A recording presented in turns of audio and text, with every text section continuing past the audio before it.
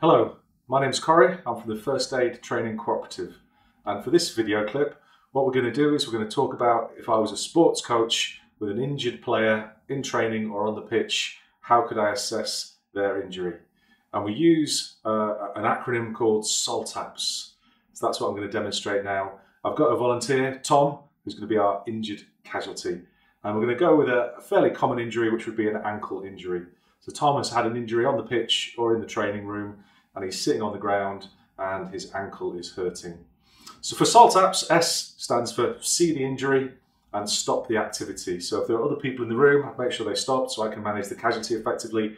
If this was an active game, then I may well be stopping the game so I can deal with the casualty.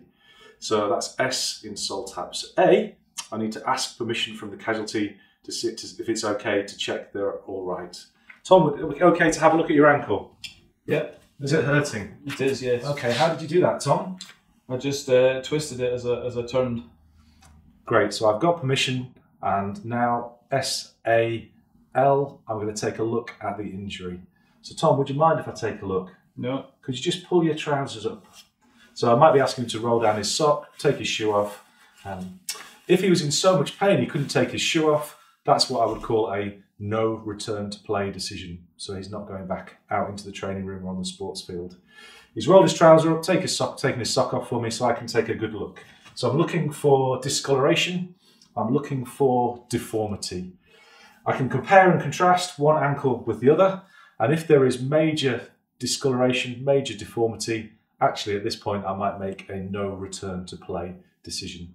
So that's S-A-L, L being take a look. Next, SALTAPS, T, I'm going to ask if I can touch the injury. Would that be okay, Tom? Yeah. Okay, so very gently, I'm just going to touch from above the injury site, and Tom's going to tell me if there is any pain to the touch, which would be tenderness. And I'll just feel gently around there.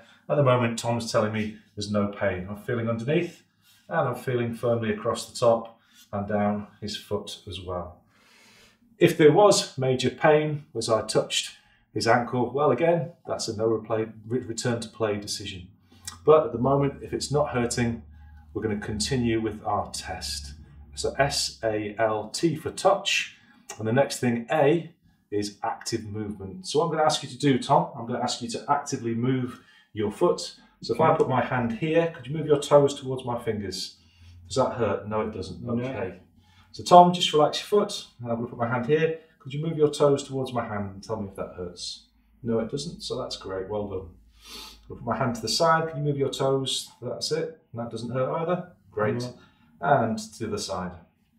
So we've asked Tom to move his injured ankle through full range of motion.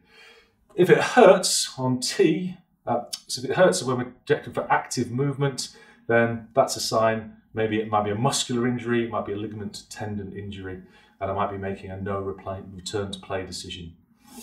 No pain on active movement. We're going to continue through the system and see if there's any pain on passive movement. So passive means Tom needs to relax his leg for me. So just relax your leg totally. And what I'm going to do is I'm going to move his ankle through its range of motion. So very gently, I'm going to take his toes, and everything relaxed, Tom? Mm-hmm. So I'm going to move your toes up towards your body. Does that hurt? No. Okay, that's fine. And then move his toes towards me, and that's okay. Mm-hmm. Great. And I'm just going to gently move his ankle to the side and to the other side. So because I've been moving his leg, his muscles are relaxed, there's no pain, so that's a great sign. So we're thinking potentially not a ligament tendon injury. So S-A-L-T, active movement A, P, passive movement. What's next? Well, we're going to do S. S is a strength test. So we're going to see how much pressure he can apply. So Tom, this time I'm going to place my hand here. I'd like to press your foot onto my hand. Press down as hard as you can. Does that hurt? No. Okay, that's great. I'm now going to do the way. So press against my fingers, Tom. So Tom is choosing how much pressure he can put against my fingers. That's great, wonderful, stop. Again, press against my hand. So he's making the decision about how much pressure he puts on.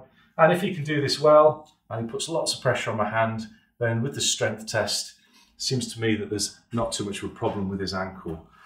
So that's my SALTAPS, stop C, ask permission, look at the injury, touch, A for active movement, P for passive movement, S for our strength test. And if that's all okay, I might well ask Tom to try and stand up now.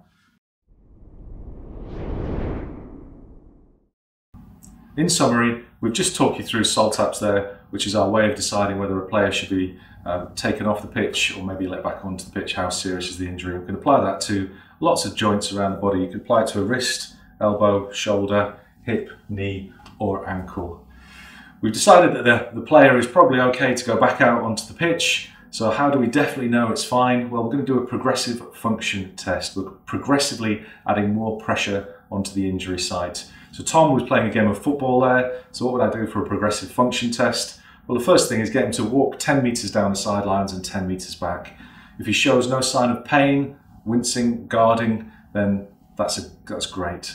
What I would do then is get him to run 10 meters down the pitch and 10 meters back, or even sprint. So he puts progressively more pressure onto that injury. If it's football, I might get him to kick a football as well with the injured leg. And if all that seems fine, then he's great to go back out onto the pitch.